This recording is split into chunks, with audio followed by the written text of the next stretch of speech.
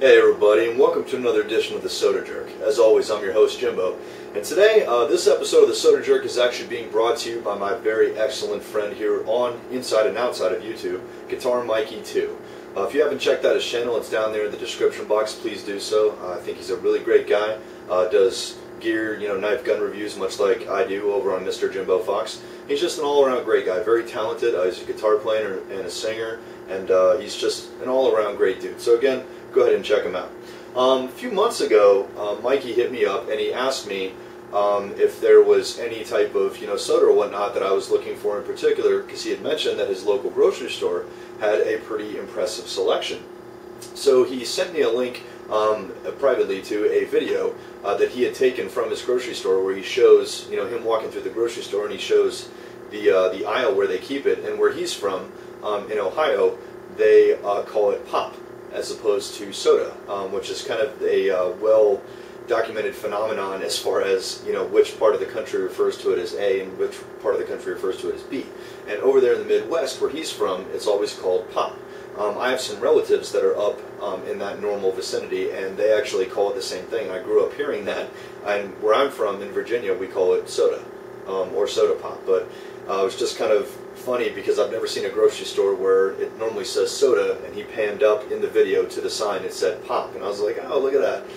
And anyways, he just kind of showed me the broad selection that the store carried, and along with the normal stuff, 2 liters and things like that, and 6-packs and things, they actually had a just ridiculously diverse section of actually individual bottles, just like this one, that you could buy, piecemeal, just all by themselves. And I've never seen anything like that. Even at a beverage specialty store, that just blew my mind. I'm like, dude, I need to go there today. That's like my church or something.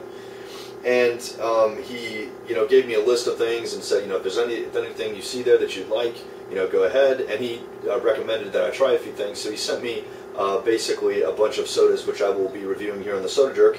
And this right here is the very first one. This was probably at the top of my list. This one, it's called Rat Bastard Root Beer. The name itself really sold me. I really like obscure things like that. And, any soda company with the balls to put bastard on their label, you've got my $2. I mean, sold right out of the gate. So, normally what I do here when I do an episode of the Soda Jerk is I'll do my homework and I'll try and give you guys a little bit of history on the brand and on the type of soda in general. Well, I'll be honest with you guys, going by the URL that's on the top here, which is www.skeletines, as in teenagers.com, the URL is basically dead, and using the Googles out there trying to find something, it's almost like the company doesn't exist anymore, but these sodas are still being made, so it's kind of weird. It almost has this kind of vibe where somebody's making it out of their trunk in Los Angeles or something like that, and these are just kind of finding their way across the United States. So, but that kind of adds to the appeal, because the label's kind of rough looking. It definitely stands out, from all the larger company, big conglomerate soda companies. So it definitely has some character. But what I was able to find out, this soda has some very strange ingredients. I'm going to read the ingredients label to you here, and then we'll talk about it. Okay, it says what you'll be drinking, right above ingredients. Ingredients: carbonated water, cane sugar, molasses, citric acid, caramel color, caffeine, very unusual for root beer, natural and artificial flavors, of course, herbal blend of American, Siberian, and Korean ginseng, whew, jasmine clove, dong quai, angelica, skullcap, in parentheses, mud dogweed, African capsium, ginkgo biloba, gotu kola, golden seal, echinacea, I think, reishi and shiitake, and cordyceps, and sodium benzoate to preserve freshness.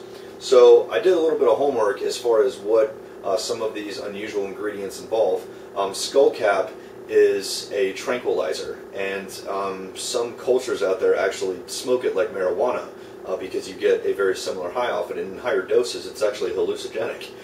Okay then, dong quai has been known to stimulate uterine muscles and actually been used to treat menstrual problems like PMS and irregular menstrual flow and all that kind of womany stuff.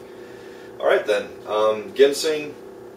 Again, it has several types of ginseng. It's, American, Siberian, and Korean. What the reasoning behind that is, I have no idea. Cordyceps, which is actually an aphrodisiac. So if you can kind of imagine the commercial here, you got a dude, older guy like 50s or whatever, sitting there drinking the root beer, and his wife walks in. He's like, "Hey, sweetheart, I just had a rat bastard. Turn out the lights, send the kids to bed. Let's party." Awesome. Reishi is used to treat asthma and insomnia. So again, it's kind of an old Chinese remedy. Caffeine, again, very unusual for root beer.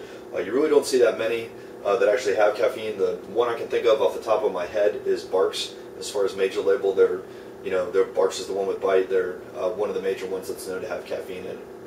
Another really funny thing about this is what these guys are known for is their pitches.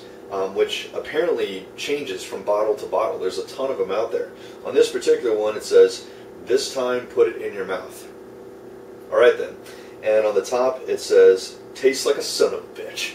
Again, I love that kind of stuff. That's excellent. I love that kind of edgy marketing.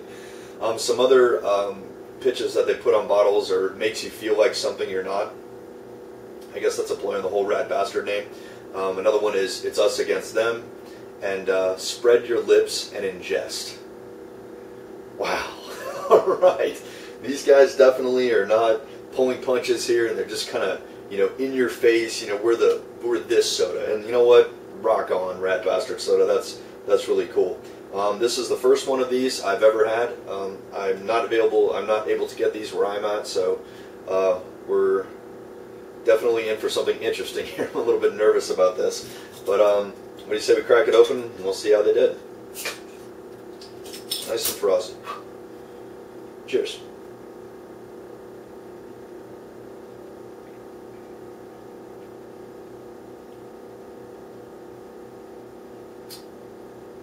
Definitely the most interesting tasting root beer I've ever had.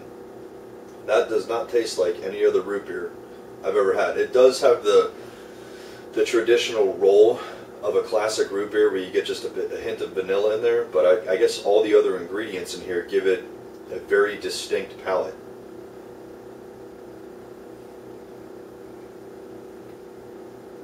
Wow, that's weird. It's almost like, it almost has a hint of Virgil's root beer flavor. Maybe because, this has a lot of herbs and roots and stuff in it, much like Virgil's does. The stuff Virgil's uses aren't quite as obscure, that's things like nutmeg and stuff like that, but it definitely has a little bit of a Virgil's flair to it.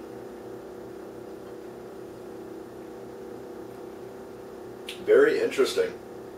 And by interesting, I don't mean bad, guys. It's just it's very unusual. The best way I can describe it is it's kind of like a root beer, but it's kind of not. Like it's like a dude straddling a state line. He's in both places at the same time. It's just kind of walking in both worlds there. But I wouldn't expect something boring or usual from something like this. I'd want it to be a little bit different and have a little bit of an offbeat flavor. So.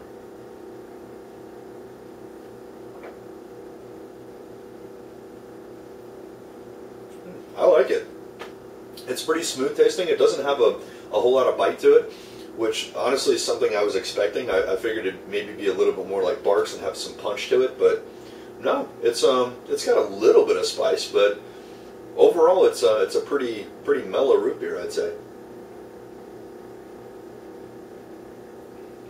Yeah, I like it. You can definitely taste the cane sugar as opposed to high fructose corn syrup, so it's got that nice smooth sugary flavor. Well, that about wraps this up. I'm going to go ahead and finish my Rat Bastard root beer. Thanks so much for watching, guys, and a very special thanks to my excellent buddy Mikey. Dude, you're freaking awesome, man. I look forward to doing the other ones that you sent me, and I've got several more of those to cover, and they're all very different, all very interesting sodas, so I hope you guys will tune in and enjoy them. Thanks again for watching, and as always, cheers.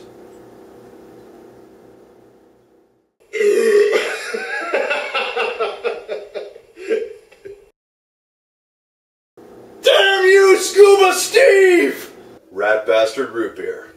Tastes better than ball sweat.